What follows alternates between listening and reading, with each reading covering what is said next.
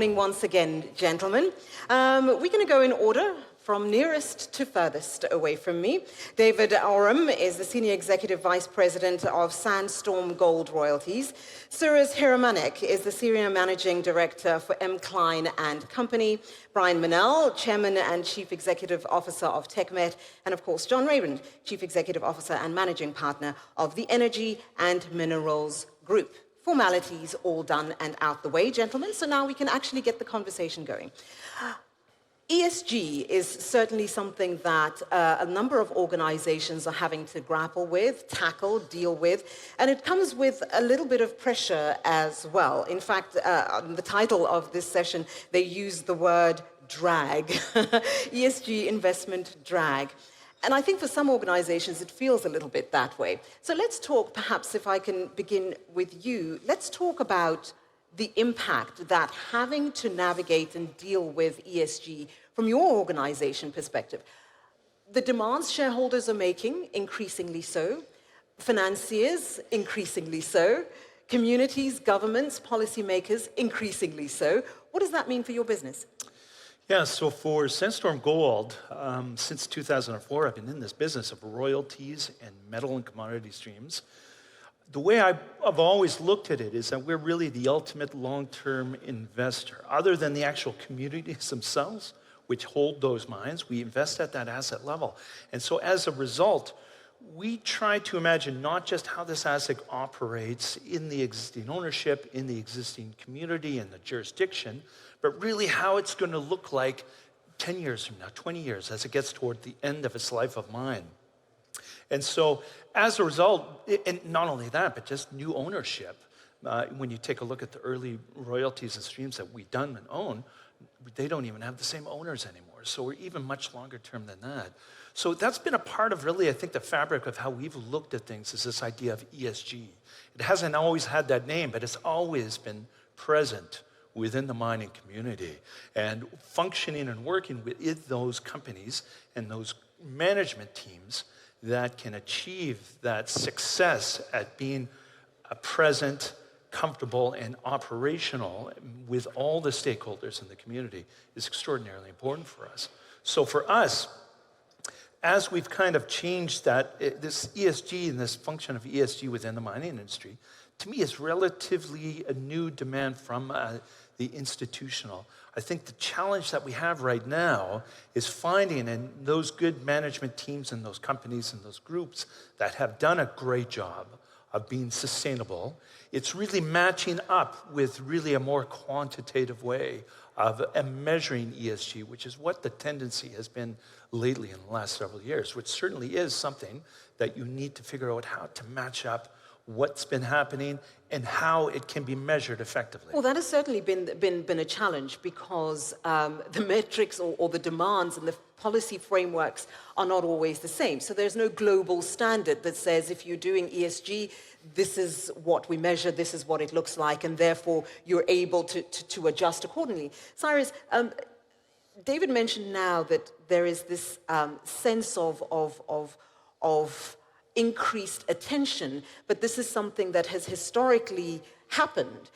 The view from outside has never been that mining is really serious and considerate when it comes to ESG issues.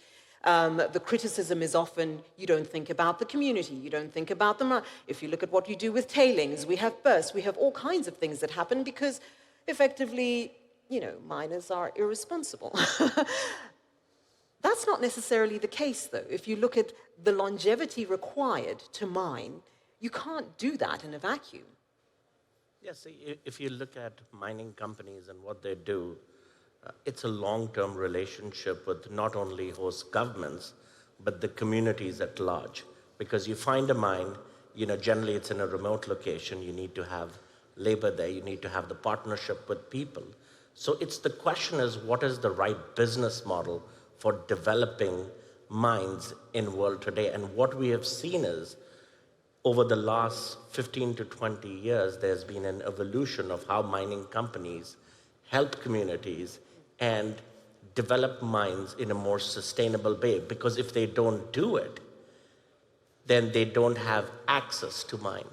So it has to be a true partnership, you know, If you look at companies like Madan operating in Saudi Arabia, and if you look at the code, the environmental social code that the government has put together, if companies don't act on that, they don't have license to operate, and they do so much more. So if every mining company CEO, or actually every energy company CEO that you talk to, this is first and foremost on the agenda, that they have to be responsible, because it's not just a relationship with their shareholders, but it's also relationship with all stakeholders, and it is very important for them to be socially responsible. I want to come back and talk about policy frameworks in just a moment. But for now, Brian, I want to talk about money. We've been hearing a lot yesterday about funding. There's no funding, we need more funding. That is very true. But what is also true is that if we are looking at the imperatives from an ESG perspective, almost regardless of which aspect of ESG you're predominantly focused on, there is a cost implication to that. Tell me a little bit about some of the thinking, one, from your organization, and perhaps how we potentially have to start thinking differently about that cost implication when it comes to not just doing the right thing, but the sustainability and long-term question. No, we do, and the fundability of the transformation of our industry to feed the energy transition is a key consideration, and ESG is a key component of that challenge. But I think if I could, just before we touch on that, ESG is one of the imperatives for our industry to transform itself, needs to be seen in parallel with the two other primary imperatives. One is to scale our industry to produce adequate battery metals, rare earth metals, and other critical minerals to feed climate change mitigation and the energy transition. And the other is to do so in a manner that is not only well governed from an ESG point of view, but independent from a geopolitical and national security point of view, from the perspectives of US and Europe and Japan and Korea, and in fact all the industrialized countries in the world other than China, who has over the last 15 years built an overwhelmingly dominant position across these global supply chains. So ESG as an end in itself is really only a valuable objective in the context of balancing it with these other two primary objectives. And they need to be all done in parallel in a manner that is complementary, not contradictory. So ESG, the factors behind the ESG transformation imperative of our industry, I think, is four, and one of them is funding. But the first one is doing the right thing, and I don't mean this in a wishy-washy, do-gooder sense. I mean that unless we produce the inputs into the energy transition in a traceable, sustainable, and responsible manner, we are building a new sustainable world on fragile foundations. And we're undermining the legitimacy of this transition that we all want from a climate change mitigation point of view. The second driver is the fact that, as we have discussed, high ESG standards result in more robust positions in the countries in which we operate with respect to license to operate, community relations, government relations, and sustainability from an environmental point of view, which is good for investors, good for mining companies, good for host countries. The third is the need to feed the OEMs and other producers of energy transition consumer goods with a supply chain that underpins their brands and the appeal of the products which they are producing and selling to be a part of this global energy and mobility transformation. And increasingly, our clients for the products that which we as TechMed produce and process and recycle across the critical mineral supply chains demand it. And the last one is funding. And the biggest crisis Eventually, is funding. you got to my question. Yeah, I'm sorry it took a while. But we can't see it in isolation from the other strategic drivers and imperatives. But funding is clearly a key. I mean, our industry needed to deploy $100 billion 4 years ago to avoid the structural cliff of undersupply of these critical minerals that is now almost unavoidable and inevitable in 3-4 years' time. And we The markets failed us, governments failed us, and the big industry, the big mining companies failed us, and providers of institutional financing failed us for all the reasons that have been touched on with respect to the assumption that mining is somehow an ESG and PR liability best left to someone else, in the case of the last 15 or 20 years, the Chinese. And that has to change. And part of it is the reality of how our industry transforms on the ground in operations, and part of it is education for the world and in financial institutions to understand and appreciate that mining can be sustainable and low environmental impact and well-governed and responsible socially and politically. And we have to be, and we are. I mean, everything we do, everything EMG does, everything our colleagues on the panel does is well-governed. What I'd like to follow up on, and well, not follow up with you necessarily, Brian, but John, following up on the comments that Brian just made, particularly around how we engage around this industry. We touched on it yesterday as part of the conversations. But I think one of the challenges is that there seems to be, certainly for somebody who doesn't work in the mining industry, there seems to be a disconnect between what the industry is doing, the imperatives that you have to fulfill in order to simply operate, and what everyone else seems to think you are or are not doing. Yeah. How do we begin to realistically address that? It's one thing to say we need better communication. People have been communicating for decades. We need better mining. We've been marketing for decades. What is it that needs to change in order to really begin to bring those two disparate aspects together? Because the reality is that it needs to be sustainable on multiple fronts, and the industry is not going to be able to do it alone. Yeah. Well, you raise, I mean, obviously it's a great question. You raise a great point. You know, when I think about the three core pillars of ESG and really reflect on what that means, what we're really saying to each other simplistically is we have a shared responsibility to do things responsibly. That's what we're really saying. And I think the question that's posed to all of us is, can we use ESG as a template for good? So in other words, attract capital, the desperate need for capital formation that the industry needs, the hundreds of billions of dollars a year to fund thousands of projects to deliver the supply sources that a growing world needs? Or is it going to be used as a weapon to make sure that we don't have the capital formation, which obviously has a very significant knock-on effect to, you know, global economies in general and countries in particular? And I think the countries that look at ESG as a template under which they have a forward-facing constructive approach are going to have a very different outcome than those who don't. And candidly, you have to look no further than the region that we sit in here today to see that impact. And that's, you know, obviously the kingdom here, it's some of the neighboring countries in Oman and Abu Dhabi, et cetera, very forward-facing, very business-friendly. And that's not at the exclusion of ESG, it's embracing ESG. And I think we as an industry need to figure out how we find the common ground around those three core pillars, to have a constructive dialogue with all constituents, to attract the capital that's going to be needed to actually deliver the supply sources of the next 20 to 30 years. That brings me nicely to coming back to you, Cyrus, the policy question. Oh, you wanted to say something? Yeah, I think the thing that we forget, just let's put this in context. About 40 years ago, if you looked at the S&P index, 500 index, energy materials were about 15 to 20% of that index. Today, if you look at the bottom, that was about 2% of the index. You know, today, because of what we have seen post-COVID recovery, we are about 4% of the index. So, you know, when we talk about financeability, and if you look at, you know, critical resources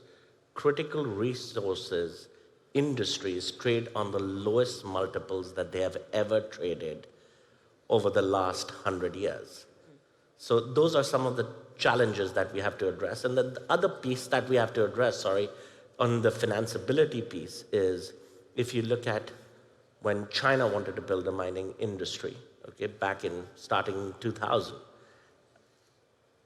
cheap funding from the government. You know, you could get funding at 0%. And if you look at any other mining company today that want to raise, and especially if you want to do exploration and development, there was just no capital available. So it's also availability of capital and the support that certain countries got. And they are now at the leading forefront of mining, and the Western world has been left behind.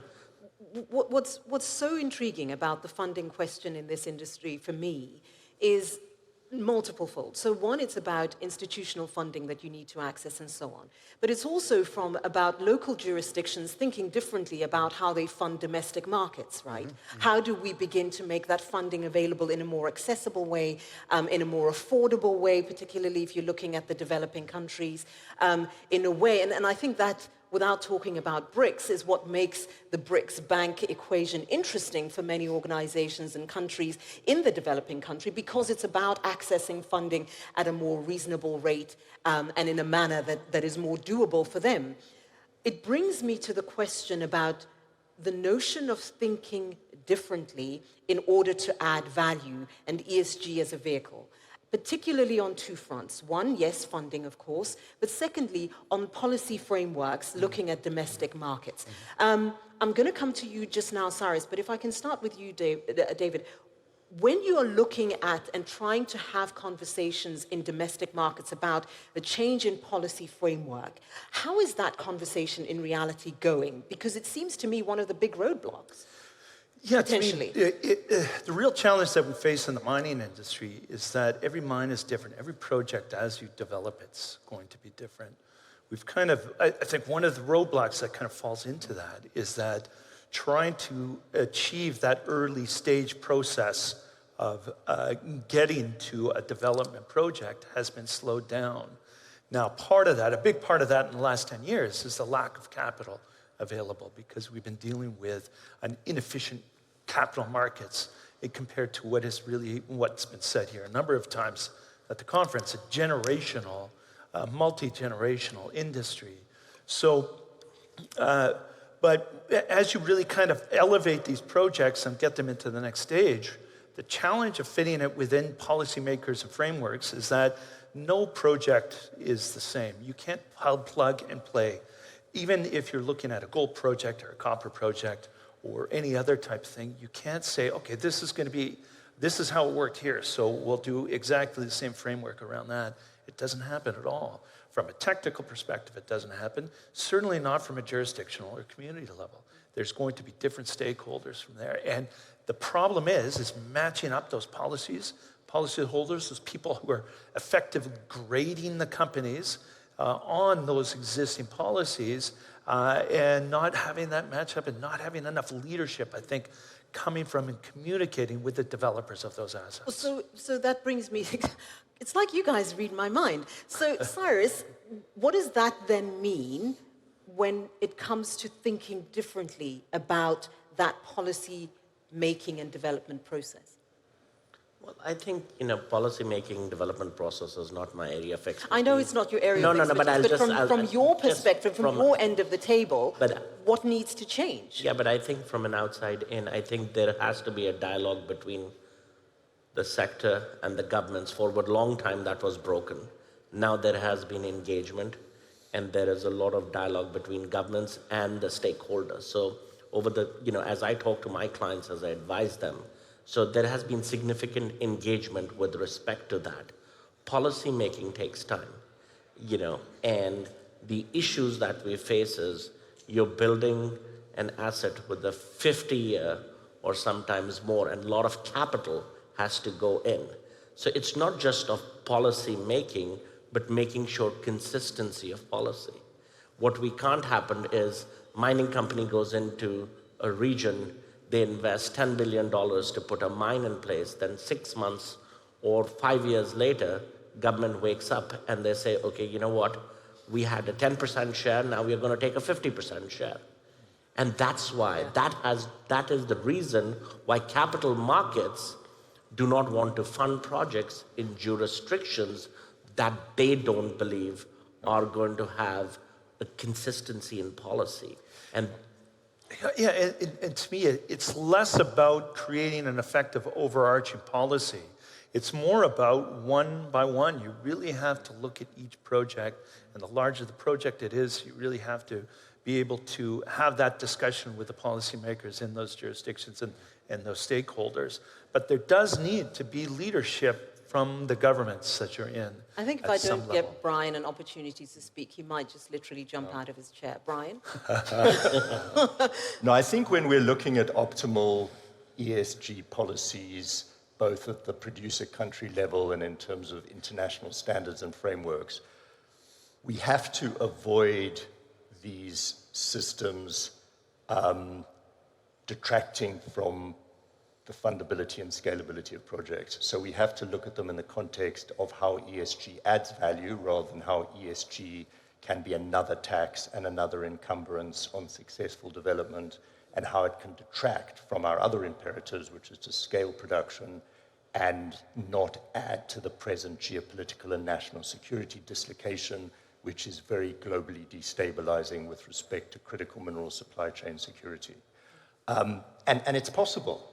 So ESG should be focused on this is how you should do things right, and this is how the framework orientates to you towards the value-added benefits of those standards, i.e. secure rights, secure community relationships, preferential access to financing, preferential access to markets. So they have to be, not punitive, not an extra tax which retards the energy transition and is inflationary, but largely a facilitator of the value additional capacity of good ESG standards. As someone who's had to build a business from scratch, John, and not suggesting that nobody else has, but on this particular question, what is it that you think we're missing in this conversation around not just the policy, not just the framework, not just the ESG value? What is it that we're not thinking about and considering, which is kind of creating this slight sort of lag that we're feeling? Well, I think as it relates to the policy part of the conversation, I think the fundamental point is that it needs to be grounded in reality, in things that are actually achievable. Oftentimes, and this isn't unique to the country that I live in, but I'll pick on the one that I live in the United States, we hear policymakers set aspirational agendas that are completely devoid of reality. And I understand that in the short term it might get them elected, but in the long term it doesn't really properly serve the needs and wants of the people in terms of the ability to deliver affordable, reliable energy. And ultimately, I think it's going to be the wants and needs of the people that are going to dictate what the policies really are. And so in the short term, I'm not so sure that we don't have this a little bit backwards, because eventually, as Brian mentioned earlier, we're going to hit a supply cliff. And when you hit that supply cliff and you don't have access to cheap, affordable energy, or it becomes a national security issue, whatever the case may be, that's going to very, very quickly change public views, public sentiments, and ultimately it will expose the flaws of policies if it's not grounded in the realities of what's actually deliverable on the ground every day. Yeah, and we see examples of that. I'll come to you next. You see, now they all want to talk at the same time. But I think we see examples of exactly that in so many other instances. I call it mind the gap. Right. Yeah, I mean, if you think about it, if you've ever been a lending, it's mind the gap, right? And so if you think about where we are as a world today, where we're headed, and I know a lot of this was discussed yesterday, so I'm not going to get into the particulars of it, but 9 to 10 billion people, increasing energy intensity per capita consumption, et cetera, there's an enormous gap. Demand for electricity doubles in the next 25 years, okay? Where is that all going to come from? Somebody actually has to do this, and I think part of the issue always is you come in a room like this, you flip the switch, the lights come on, there's electricity, and it's a given. We made the comment walking on stage here, this is all interesting, but in the absence of the mining business, none of this exists. Right. We need to use democracy to accelerate our industry's transition, not try and out-Chinese the Chinese, which we're never going to be able to do. So we need to change the paradigm. We need students on campuses in the US to be demonstrating, to demand that their university endowments invest in mining, because without multiples of the present production of nickel and cobalt and lithium and rare earths, we're not going to meet climate change goals, and we're not going to have a safe, sustainable world for our children and our grandchildren. We need auto workers in Detroit to be demonstrating, not for wage increases, but to demand that the automakers invest in mining in order to ensure preferential access to battery metals to feed their EV programs. Otherwise, they won't be competitive with the Chinese. They won't grow. There won't be jobs in Detroit. And, there'll be a massive increased dislocation and conflict in the major global economy that we rely on. And this is what I mean by using ESG as a weapon. as opposed to a tool for success. Well, Can we think of a less violent word? Well, in the world we live in today, perhaps. No, we're not going to go down that track. Come back, John. You need to come back. Sure. Yeah, you wanted to say something, David? Well, I think in the end, yes, absolutely. We have a perception problem in the mining industry. And I am happy to say that it is probably our fault over these years to really run from problems and cover up problems and issues around there. In the end, I think the industry has done a very good job, but it's hard. Like this idea, absolutely, Ben, what you say is fundamental, and it would be great to have those, but how realistic really is it for any of those things to happen? Well, this was exactly the thing that I wanted to ask, and I'd love to, you're asking the question. Do you have initial thoughts on that? In terms of really the perception and how we can improve that, it has to come with education, one way or another, and really being able to push this idea of what we do, how we do things. You know, I'm from Canada. I grew up in Canada. Canada really, like the Kingdom of Saudi Arabia, is a resource-based economy. Many people who are associated with it, they don't even realize how close they are to resources, but the perception of really what that resource industry is so poor. And for a country that has broad education, has a lot of diversity amongst it, we just don't get the message across. A big problem is that there's so much of a counter message that the moment that you try to bring a positive message about what this does for communities, for what it can do for energy transition, it immediately gets smothered by the counter argument against it. And that's really the big challenge. Cyrus? Yeah, and I think that's why it's important, just to answer the question of what can be done. I think to the question that was raised that we need all of these metals now, and as you know, it takes time to bring mines into production. It takes maybe 10, 15, sometimes 20 years. And the energy transition for global warming is required today. So I think that's why it's all stakeholders need to act. You can't just say it is on the mining companies or on the communities. Governments have to act. They have to put things in place and policies in place which will help facilitate the growth and development of companies and assets. Yeah, the governments are going to... They're going to have to face that. They're going to see negative public opinion about that, but they still have to take that leadership step and be willing to work with the developers of these assets. As long as they want to meet their aspirational goals. Yeah, exactly. That got them elected, right? And if they don't, they are not going to meet those aspirational goals. And I think there are going to be some real challenges, at the ballot box, so to speak. If you look at, I think Brian was making the point, if you look at where we sit today in a lot of these forward-facing green metals and what supply-demand balances look like, but you carry that out over the course of the next 5, 10, 20 years, phenomenal growth. I mean, lithium, 488%, DRI, 355%. I mean, breathtaking numbers. And so the amount of capital, the incremental capital to chase that curve, so to speak, is going to be literally hundreds and hundreds of billions of dollars. And if you don't spend the money, you're not going to have the supply. Is there a sense that we are not being realistic around what we ideally would like to do from a political leadership perspective versus what you're talking about, John, to say, if we say we want these targets by this year, this is the capital we need to invest, these are the quantities that we need to produce, these are the processing hubs that we need to build, and in order to do all of this, it's going to cost us X, let's have the money. Well, let's have the money and let's put in place the regulatory framework to issue the permits to actually deploy the capital to develop the projects. Because I think that's kind of the yin and yang of the conversation, if you will, is even if you have the money, that doesn't necessarily mean that you can spend it and build. Yeah. And in different parts of the world, it's very different. Here in the GCC region, one of the things, and anybody who's spent any time here over the course of the past 5 to 10 years, the growth is astonishing. But a lot of that is driven by the leadership, very forward-facing, very supportive, to actually not just spend money, but also put in place the proper regulatory framework around which you can spend the money. I don't want to pick on any place in particular, but take the current example in the Americas. You don't want to pick on anyone, but you're going to pick on I will too, a little bit more anonymously, but a $10 billion investment on a project by a company that has a great reputation and a government that really can't stand up for it, and not even just can't stand up for it, but actively works against the investment. That is going to be a huge detriment to really more capital market money coming in to invest big copper mega projects that are going to make an enormous difference to what we need for this energy transition. What I find interesting is that there's no question around whether ESG is going to cost money. Of course it costs money. There's no question about whether ESG is going to add value. It has to add value. It does, because it's about communities, it's about the environment, it's about the world in which we live in. Where I'm sort of recognizing we need to think differently is around the leadership question.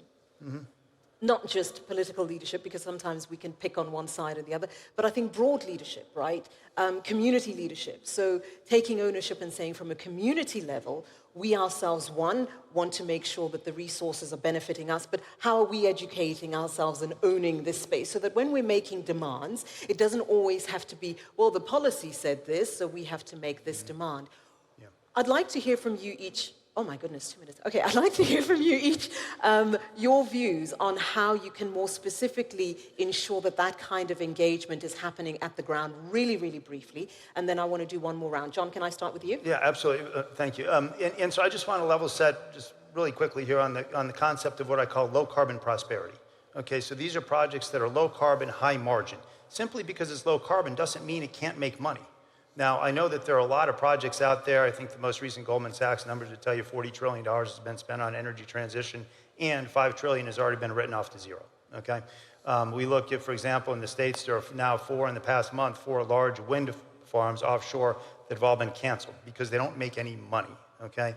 And so I think one of the misnomers out there is if it's low carbon, if it's ESG friendly, et cetera, it really doesn't make a lot of money, and I would argue with that. There are projects out there that are very high margin, low carbon, what I call long-term low carbon prosperity. And I think you have to position yourself, as we do in this industry, as projects future-proof sustainability well into the future, where not only are they low carbon, but they also generate a good acceptable return. And you then have to do that in partnership with the community. Emphasis on the word partnership. They have to have participation in the projects. They have to participate in the governance of those projects. And so for me, it's a question of how you find commonality in the middle of those constructs. And I think it's low carbon prosperity, long-term sustainability, and to achieve that within the regulatory and the community framework, it has to be a partnership. Yeah. Okay, Brian, your turn. No, I think John's point on partnership is key. We need to see all of these challenges and imperatives in terms of partnerships and in terms of trade-offs. ESG results in projects costing more and taking longer, and there's benefits for that. But we can't be unrealistic and naive with respect to the fact that mining has an environmental impact and mining has a carbon footprint. And we need to do much, much more of it. We need to do it well, to the best of our ability, but we need to see those costs and those negatives in the context of the global imperatives and the global positives which radically outweigh them. And we need a much more nuanced and sophisticated understanding and analysis of the role of the mining industry in the energy transition. And we need the media support to a much, much greater extent than we've got it before. And I'm not abdicating the responsibility of the industry or governments or providers of capital, all of whom are failing to do what we need to do in this transition. But we do need media support to continually reinforce the view in the sort of populist domain that mining in many, many multiples of at the present scale of the industry is absolutely necessary and an urgent imperative, and it can be responsible, and it can be well governed, and it can be transparent. And that message is only just beginning to be felt across the world, and it needs to be universally recognized urgently. Yeah, Cyrus? I think as was said earlier, I think also education of both all stakeholders with respect to what it takes and what does ESG really mean. I think it's also sometimes that word is very confusing to people. Okay, David? Yeah, in my career, I've visited dozens of operating mines, several hundred development and exploration projects. The way that you can get best chance to success is really starting those education projects before you have a development project, before you have even rep economics or even a resource around a project. You spend the time to educate the community, the government, try and take as much mystery out of what this project is. You don't know how it's going to affect the community, but you say this is how it could work.